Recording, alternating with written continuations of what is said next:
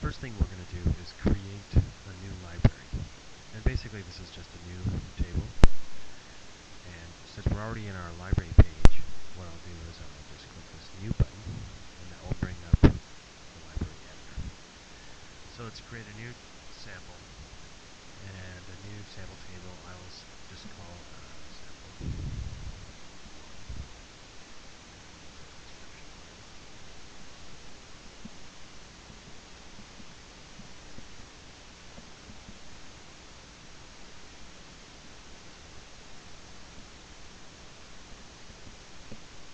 Okay. Now I can define some security settings here. By default, the settings are that others may not be able to, will not be able to search this. But I can change that if I'd like to make this publicly accessible, and we'll keep that on 1.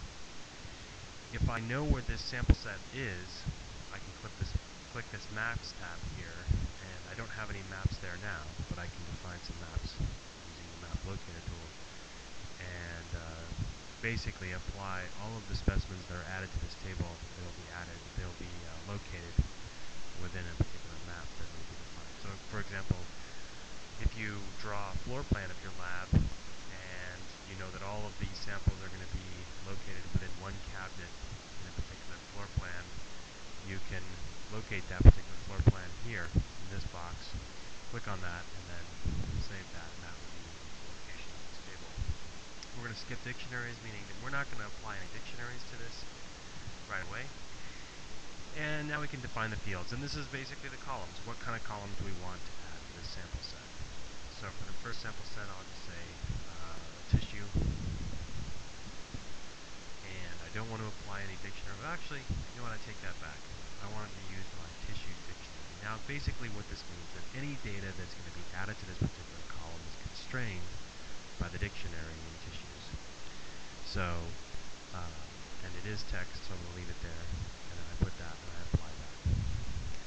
And now, let's add another column here, and this one's going to be disease.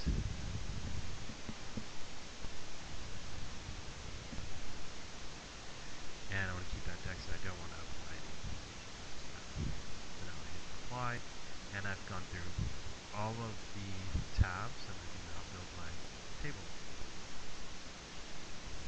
And I'm ready to build that. And there it is. This is my new table.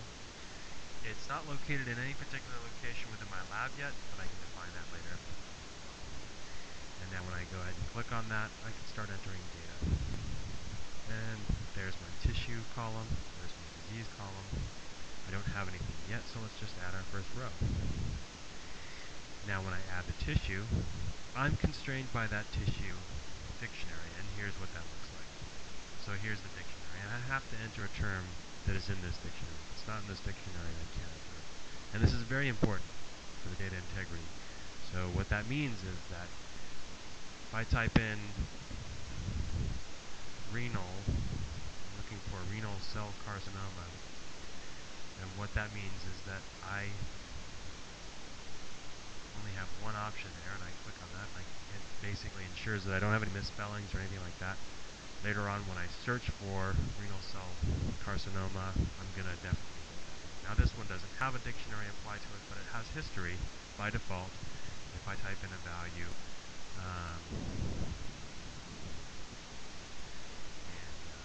I disregarded the column names here, but it doesn't matter. Anyway, so now when I go back, and if I were to add that again, I'll see that I do have my...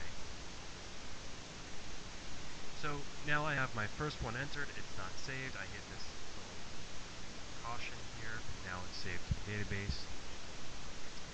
And this red box is actually the locator. This allows me to locate where that is. If I have maps again, I can put that. I can say this particular specimen is located within a refrigerator in this particular room, and that sort of thing. This next column is the downstream information. I can apply things like I can add comments and other sort of experimental annotations to them.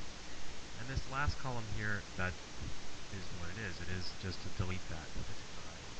Now again, you see here, this is publicly searchable because of this caution up here with the lock open.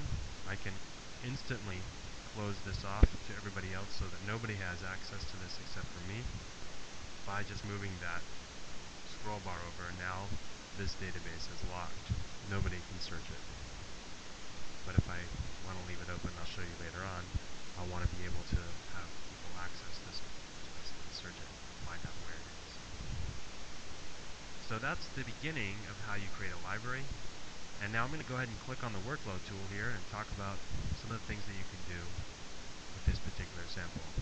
Now you can tell up on top there, it's renal carcinoma and a cancer. Those are the two data items that I entered. I can enter comments about this particular item, and then I can add experimental annotations. I can tie publications to this particular item, a lot of other stuff. So let's go ahead and stop there, and